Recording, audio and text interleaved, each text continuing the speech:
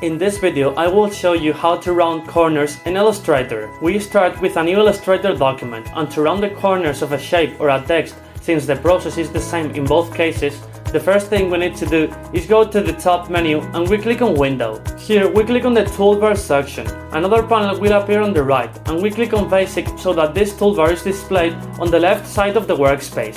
Now we go to this toolbar, and in my case I will show you how to round the corners of a rectangle, and the process is exactly the same as with a text. We select the rectangle tool, and before drawing it we need to go to the top control menu.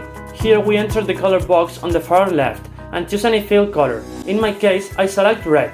After that, on the right where the stroke section is located, we type 10 and press enter to add a stroke to the rectangle, making it easier to see how the corners are rounded. Now we click on a point and drag to define its size.